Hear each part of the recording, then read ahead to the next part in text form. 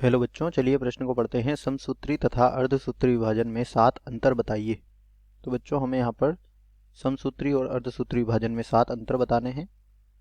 ये बात करते हैं इस प्रश्न की मुख्य अवधारणा। तो बच्चों, समसूत्री और अर्धसूत्री विभाजन जो है यह कोशिका विभाजन के क्या हैं, प्रकार हैं। और बात करते हैं अब हम यहाँ पर समसूत्री और अर्धसूत्री विभाजन में अंतर की कि समसूत्री और अर्धसूत्री विभाजन में क्या अंतर होता है। तो बच्चों, समसूत्री और अर्धसूत्री विभाजन में अंतर निम्नलिखित है।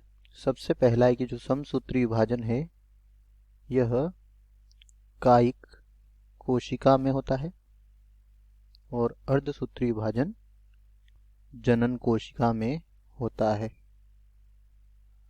जो समसूत्री विभाजन होता है इसमें एक बार विभाजन होता है, जबकि जो अर्धसूत्री विभाजन होता है इसमें 2 बार क्या होते हैं,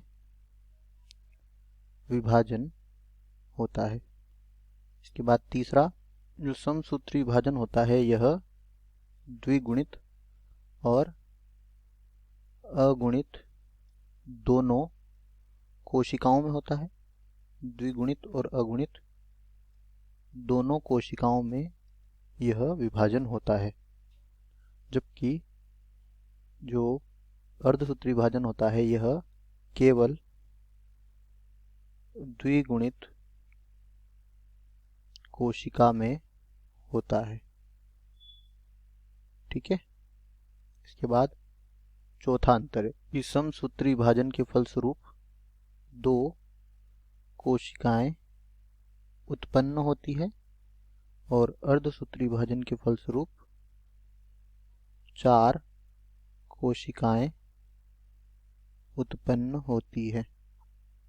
इसके बाद पांचवा अंतर, समसूत्री विभाजन के फलस्वरूप जो जातियां होती है इनमें विभिन्नता नहीं आती है, जबकि अर्धसूत्री विभाजन के फलस्वरूप जो कोशिकाएं होती है इनमें जीन विनिमय होता है, इसके फलस्वरूप विभिन्नताएं उत्पन्न होती है। छठा, समसूत्रण जो है यह वृद्धि और मरम्मत और घाव भरने के लिए उत्तरदायी होता है। और जो लैंगिक जनन जो क्या होता है, अर्धसूत्री विभाजन होता है यह लैंगिक जनन के लिए उत्तरदायी होता है।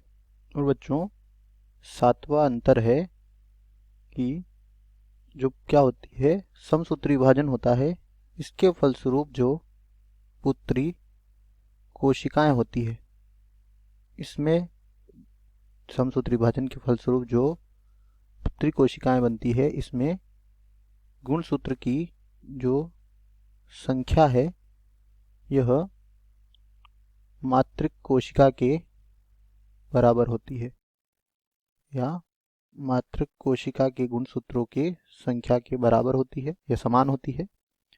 जबकि जो अर्धसूत्री विभाजन के फलस्वरूप बनने वाली पुत्री कोशिका होती है इसमें गुणसूत्रों की संख्या मातृक कोशिका से आधी रह जाती है या आधी हो जाती है। तो बच्चों, आशा करते हैं यह उत्तर आपको समझ आया होगा। धन्यवाद।